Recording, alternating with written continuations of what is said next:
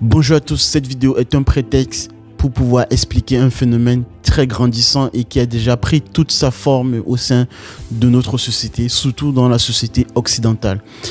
L'affaire Mbappé, en l'occurrence, est typique de ce qui se passe déjà depuis des années, si vous observez réellement des affaires de ce type de mœurs, entre guillemets. C'est ce que moi j'appelle l'époque du soupçon.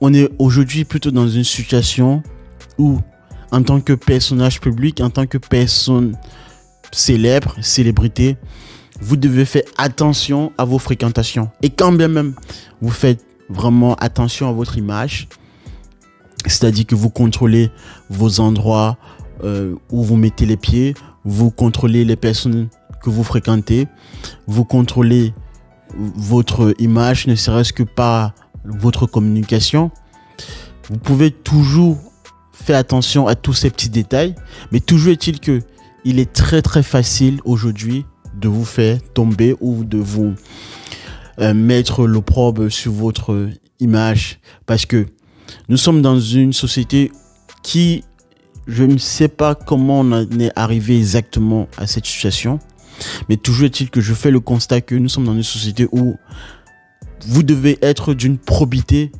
imparable. Il suffit simplement que quelqu'un vous accuse ou balance une rumeur sur les réseaux sociaux, quand on sait très bien la puissance des réseaux sociaux, que vous avez effectué un geste ou prononcé une phrase qui ne serait pas socialement, convenablement acceptable. Il suffit juste de ce moment, de cet instant de rumeur diffusée à partir d'un réseau social très connu pour que votre image commence à s'effriter et, in fine, voie pied, s'effondre, s'écroule totalement au sein de la société.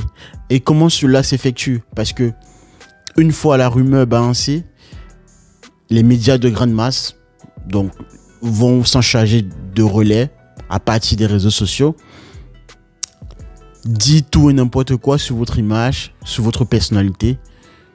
Même si, prenons même dans le cas pire, dans le cas négatif, que vous ayez prononcé ces phrases, etc.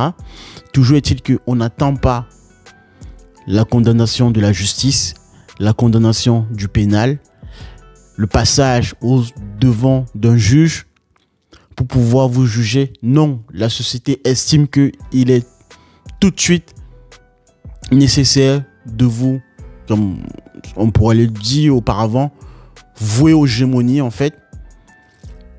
devant l'espace médiatique et bien sûr tout un tas de spectateurs, de millions, voire des milliards de spectateurs qui regardent votre image s'effondrer sur une chaîne de télévision. Voilà vraiment ce qui se passe au sein de cette nouvelle société, et beaucoup d'affaires de plus en plus lorsqu'il s'agit d'évoquer une personnalité publique, un sportif ou une personne très connue dans les médias. Beaucoup d'affaires effectivement sont de plus en plus rendues sur ce prisme-là. Auparavant, on parlait de la présomption d'innocence. Aujourd'hui, on est dans une inversion de cette valeur, de cette signification de ce qu'est réellement la présomption d'innocence. On parlerait beaucoup plus même de la présomption de culpabilité. Donc c'est à vous tout de suite de prouver votre probité sur la place publique, quand bien même on n'en est même pas au stade d'une garde à vue ou bien d'une mise à pied quelque part par votre employeur ou je n'en sais quoi. Voilà. Aucune plainte n'étant déposée, mais toujours est-il que vous êtes déjà coupable. Et donc, l'espace médiatique, le monde du spectacle, tel que Guy Debord d'ailleurs avait très bien théorisé dans le spectacle, effectivement, dans la société du spectacle, tout ceci se met en place à une vitesse très vertigineuse pour pouvoir vous condamner et vous mettre vraiment, vous clouer au pilori. Parce que dans les esprits, dans la tête, la visualisation de ce que le public va s'en faire de votre image par la suite, c'est que vous êtes coupable. Et si après, bien sûr, la justice vous rend réellement coupable, le coup, cela les conforte en disant, ah oui, on savait déjà. Mais par contre, si la justice ne vous rend pas, ne vous donne pas un verdict comme quoi vous êtes coupable, par la suite, il n'y a pas de rétro, on va dire, pédalage au sein des médias pour pouvoir s'en excuser du fait qu'on ait jeté de l'opprobre sur votre image, sur votre nom. Non, la chose est passée sous silence. Sous silence. Voilà. Et derrière, pour ceux qui n'ont pas suivi l'information par la suite du verdict qui vous a rendu réellement non coupable, ces personnes-là partent avec l'image que vous êtes coupable sur l'affaire en question qui a été diffusée à partir d'une rumeur, et pourtant ce n'est pas le cas. J'ai vraiment pris cette affaire de Mbappé comme prétexte, mais c'est vraiment typique de ce qui se passe dans beaucoup d'affaires aujourd'hui. Et quand vous prenez tout particulièrement ce type d'affaires, quand on sait très bien que se mêlent des puissances d'argent, des coups bas, des relations vraiment qui sont basées sur du soupçon, vous comprenez très bien qu'on peut arriver à des désastres, et on va y arriver de plus en plus parce que c'est le cas. Parce que derrière, il y a des gens qui sont brisés émotionnellement, psychologiquement. C'est aussi l'une des raisons pour lesquelles il est essentiel de ne pas trop s'exposer sur les réseaux sociaux, et surtout ne pas exposer donc tout particulièrement sa vie privée et tout le reste. C'est aussi l'un des combats que je fustige quand je vois par exemple sur des réseaux sociaux des adultes se comporter comme des gamins, danser sur des réseaux sociaux en prenant par exemple des mamans ou voire des pères se comporter sur des réseaux sociaux tels que des gamins pourraient se comporter. Tout cela est balancé sur la place publique et on trouve ça rigolo, on trouve que c'est du divertissement, mais je dirais à quel point c'est bien à un moment donné, mais ceci, quand on se rend compte de ce qui se passe par la suite, c'est là où on comprend que tout ceci en fait vous sera préjudiciable tôt ou tard en fonction de qui vous aurez choqué dans vos business, dans votre vie, que ce soit au niveau de votre métier ou de vos relations interpersonnelles au sein de la société.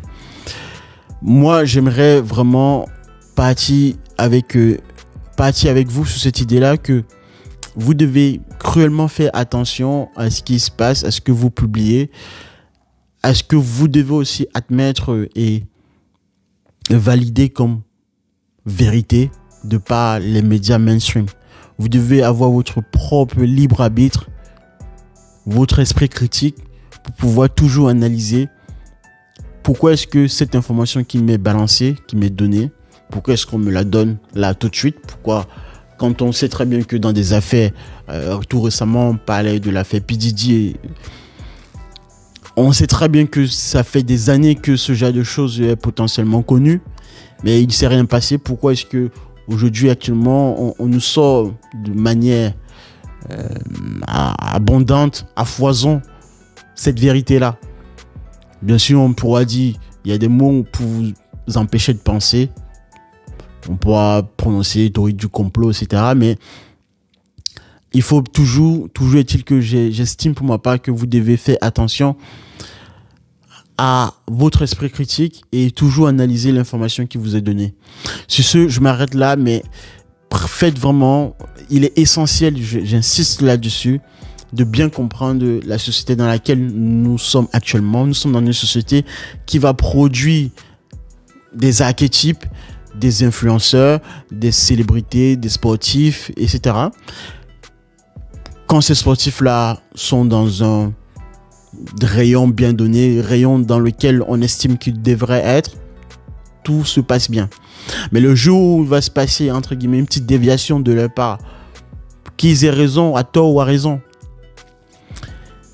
il va se passer une machine médiatique qui va se mettre en marche pour pouvoir leur rappeler à l'ordre, pour pouvoir les faire comprendre de leur écart effectué. Et donc, comme il y en a tellement derrière d'autres personnes qui aimeraient avoir leur place, occuper cet espace-là, donc il y a toujours du renouveau au niveau du système plus globalement de la société du spectacle, tel que Guy Debord l'avait déjà très théorisé. Moi, je m'arrête là. On se retrouvera à la prochaine pour une vidéo de compréhension réellement de ce qui se passe sur un plan sociologique au niveau de la société, et des années qui vont suivre, les années à venir seront de plus en plus dans ce sens-là, parce que nous vivons bien sûr dans un monde de plus en plus connecté où l'image est devenue le vecteur, le support de transmission entre les individus. Et donc, la bêtise étant répandue, l'esprit critique étant réduit de manière très basique, on en arrivera à des situations vraiment très, très, je dirais, néfastes pour certains.